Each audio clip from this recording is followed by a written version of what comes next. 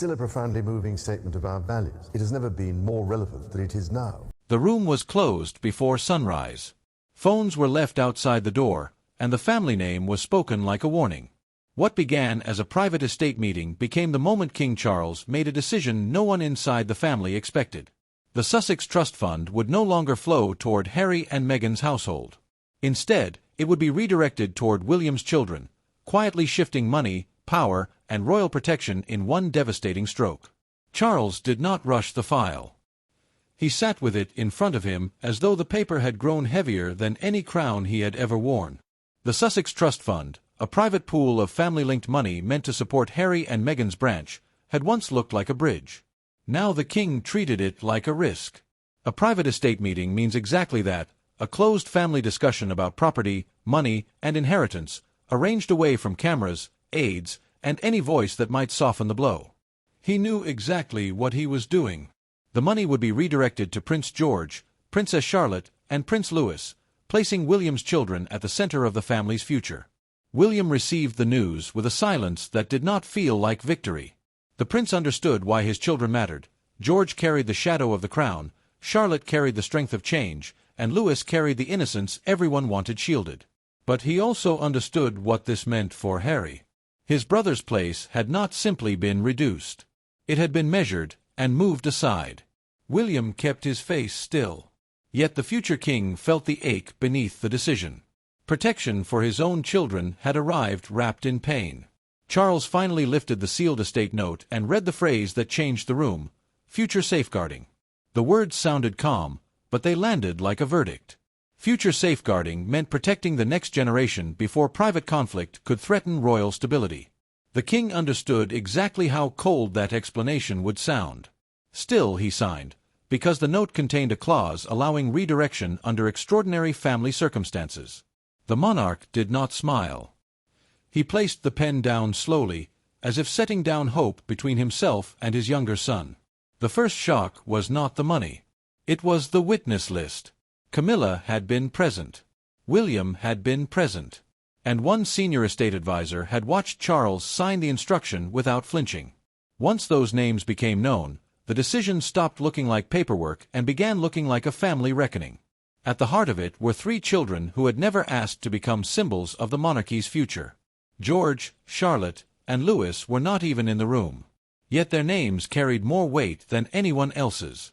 Charles looked at William and understood this was not simply about inheritance. It was about who would be protected, who would be trusted, and who would be written into the next chapter. William felt the weight before a single signature touched the page. He knew why George mattered, why Charlotte mattered, why Louis mattered. They were not just children inside a famous family. They were the direct future of the crown, and that made their security, education, and public life more than private concerns. Charles had once treated the Sussex Trust as a bridge. The king had hoped it would keep Harry's family connected even through the distance, the interviews, the anger, and the years of public wounds. A trust fund is money set aside for specific people under controlled rules, and this one had once carried a quiet message. There was still a place, still a line, still a possible return. But now that same bridge had been turned away from Harry, and the monarch knew exactly how cruel that would feel. Catherine saw the conflict in William before anyone else did. She steadied the prince with a few quiet words before the meeting, not because he was weak, but because he understood too much. Protecting George, Charlotte, and Louis meant accepting a decision that would make Harry feel smaller inside the family. Catherine knew the children needed safety, but she also knew that safety had arrived with sorrow attached. Charles asked for the children's names to be read aloud before he signed. George, Charlotte, Louis. Each name changed the air in the room. The king did not ask for Harry's name to be repeated after the redirection clause was confirmed, and Camilla noticed it instantly. The queen consort kept her eyes on him, sensing that the silence around the younger son had become part of the decision itself. She understood the wound before anyone said it aloud. The money mattered, yes. But the meaning mattered more. This was no longer support being moved from one branch to another. This was the monarchy admitting which future it trusted most. But the trust did not change direction in a single morning. It had been moving toward this moment since one conversation nobody inside the palace ever forgot. Months before the estate meeting, There was a dinner that began politely and ended with a silence so sharp it stayed lodged inside palace walls. No announcement followed. No public statement admitted anything had happened. But those who were there remembered the exact moment Charles changed. Harry made one demand about royal money. William pushed back. And the king saw the future split in two. Harry arrived at Clarence House carrying more than frustration. He carried years of feeling pushed away, years of believing that every door opened easily for William but closed slowly for him. Clarence House, a royal residence in London often used for private family meetings, became that night the place where family finances, children's security, and future support were placed on the table. The dinner became known privately as the April Settlement Dinner, an attempt to settle whether the Sussex household would keep receiving estate-linked support from the family's wider financial structure. Charles listened as Harry pressed for guarantees. The Duke wanted written protection for his household, and he wanted it without palace control. That phrase changed everything. Palace control meant the family's internal rules, approvals, and limits over money, security, and public conduct. Harry wanted his support separated entirely from that system. The king looked pained, because he heard a son asking for help while also asking to stand beyond the family's reach. Harry felt cornered. Charles felt wounded. Neither man. William answered slowly, but the prince did not bend. He told Harry that the crown could not keep funding uncertainty while George, Charlotte, and Louis carried the weight of continuity. William knew his own children were already living under that shadow. Harry heard judgment in those words. The future king had meant responsibility. The brothers were speaking the same language, but their pain translated it differently. Charles set down his glass when Harry repeated the demand for protection outside palace control. The sound was small. The meaning was final. The king did not shout. He did not accuse. He simply ended the discussion, and that quiet ending became the point of no return. William watched his father's face change. Harry saw the door close before anyone even touched the handle. After the dinner, an estate advisor wrote the first version of the redirection clause and recorded the reasoning in a documented internal account. Future support could not become a weapon inside the family. Charles never revealed this publicly. He allowed silence to cover it. But silence did not erase it. The April settlement dinner was the spark. The confrontation that followed turned that spark into a family fire. Harry did not hear the decision from a headline. He heard it in a private call that left him standing still, one hand pressed against the table as if the floor had shifted beneath him. The message was simple and brutal. The trust had been redirected. His father had chosen William's children. For the first time, Harry understood that this was not distance anymore. This was separation. He listened as the palace communication was read in a careful, controlled voice that made every word feel colder. A controlled palace communication means an official private message prepared by royal staff to deliver sensitive family news without emotion or debate. This one carried no comfort. The estate instruction had been finalized. The trust was no longer meant for the Sussex household. The Duke heard the meaning beneath the language. His place had been reduced, and the family had done it before he could even argue. Meghan stood near him when the message arrived, and she understood the damage instantly. The Duchess did not treat it as a simple money matter, because money inside a royal family is never only money. It signals trust. It signals status. It signals whether someone is still protected by the inner circle or quietly placed outside it. Meghan told Harry this was not a private adjustment. She said it was a public humiliation waiting to happen, and the Duke knew she was right. Harry felt betrayed by Charles in a way that surprised even him. The king had disappointed him before, wounded him before, stayed silent before. But this felt different. This felt like a verdict on loyalty. Harry thought of the April settlement dinner, the warning in William's voice, and the moment his father set down the glass instead of reaching for him. The old pain came back sharper, because now it had a signature attached. Meghan pushed him to challenge it, to demand names, demand reasons, demand to know who had authorized the final move. But Harry hesitated, and that hesitation revealed the deeper wound. He feared the answer. He feared hearing that Charles had not been pressured, not misled, not cornered, but had chosen this with a clear mind. Harry demanded a direct conversation with William, and the brothers spoke without aids for the first time in months.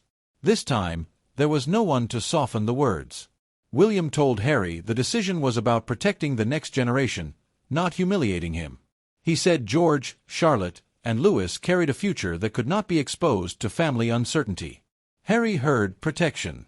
He also heard exclusion. William did not raise his voice. Harry did. The future king stayed controlled, because he knew every sentence could become another fracture. The Duke pressed him on whether he had asked for the trust to be redirected, and William answered with painful calm. He had accepted the responsibility, but the authority had come from their father. That answer did not cool Harry's anger. It redirected it. Power inside a monarchy rarely announces itself loudly. It appears in a file placed on a desk. A pen uncapped in silence. A monarch asking one final question before history moves. Charles had the authority. Authority did not make the choice easier. As the estate advisor explained the clause, the king stared at the page like it had become a mirror of every failure he could not undo. An estate clause is a written rule inside a family financial document explaining when money, property, or benefits can be changed, and this one gave the monarch room to act if the crown's long-term stability required it. Camilla watched Charles closely and saw something colder than anger. The queen consort saw exhaustion. She saw sadness.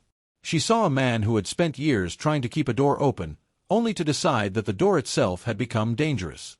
The senior advisor confirmed in a documented estate account that the clause had not been activated because of one bad headline or one angry interview. It had been activated after the April settlement dinner shattered the remaining confidence inside the family. Future support, the account made clear, could not be left where it might one day be pulled into conflict. Charles read the private phrase written near the lower edge of the document. The line must be secured before the wound spreads. He repeated it almost as if testing whether the words belonged to him. He knew the line meant William's children, the direct future of the monarchy.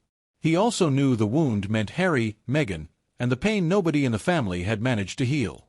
That sentence turned the decision from policy into confession. Camilla stayed silent as Charles signed. She realized he was not acting with triumph, and that made the moment worse. Anger would have been easier to understand. Revenge would have been easier to condemn. But this was final resolve dressed in sorrow, and that made it harder to fight. The ink had barely dried when the first emotional consequence appeared. Not in a statement, but on Camilla's face. When the door closed behind the advisors, she remained seated, staring at the empty chair where Charles had been moments earlier. The queen consort understood what others would not. This was not only a financial redirection. It was a father admitting that love had failed to keep the family whole. If the redirection became public, people would not see a technical estate decision. They would see Charles choosing one son's future over another son's place. Charles withdrew almost immediately after signing. The king refused lunch, asked for no calls, and requested time alone before speaking to William again. His silence frightened Camilla more than anger would have, because anger burns quickly, but regret stays. One aide noticed the Sussex file being moved from the active estate cabinet to a restricted archive drawer. A small movement, but it carried a brutal message. The Sussex matter was no longer being treated as active support. It was being treated as closed history with limited access. Catherine received her own warning quietly. She was told the children would be shielded from the details. Yet she immediately thought of George, that one day he might learn his name had been read aloud the day Harry's support was redirected. She wanted the children protected, but not hardened. Safe, but not raised on victory built from family loss. When William entered the room, Charles was no longer standing behind a desk. He was seated near the window, hands folded, looking older than the title he carried. No advisors. No Camilla. No Catherine. No papers between them. Only a father and a son facing the cost of a decision that protected 3 children while confirming the fracture of another. Charles had requested this meeting himself. He did not want a constitutional briefing. He wanted to explain, father to son, why he had made a painful choice, before the world twisted it into something simpler, colder, and easier to attack. William did not sit like a man who had won. The future king carried the decision heavily, because George, Charlotte, and Louis were now protected in a way that would be impossible to ignore. Still, he knew that security had arrived with a shadow. Charles told William He had not redirected the trust to reward him. He had done it to protect the children from future instability, from arguments that could one day reach their schooling, their security, their public lives. The king admitted the April settlement dinner had changed him. That dinner convinced him estate support could become a weapon inside the family if it remained tied to unresolved anger. William listened without interrupting. He finally said he never wanted his children's safety to come at Harry's expense. He knew the Duke would feel replaced, and that thought troubled him more than he wanted to show. William promised Charles that George, Charlotte, and Louis would never be taught to celebrate what Harry had lost. They would be taught duty, not triumph. Protection, not pride. Continuity, not cruelty. Charles lowered his eyes when William said that. He heard mercy in his son's answer, and for a moment, the decision felt less like a wound and more like a burden being shared. Yet the monarch also knew the palace could not keep this quiet forever. Too many files had moved. Too many people had seen the witness list. Too many silences had become noticeable. William left the room carrying more than responsibility. He carried the knowledge that his children had been shielded by a decision that would deepen his brother's pain. Inside, the monarchy had chosen restraint.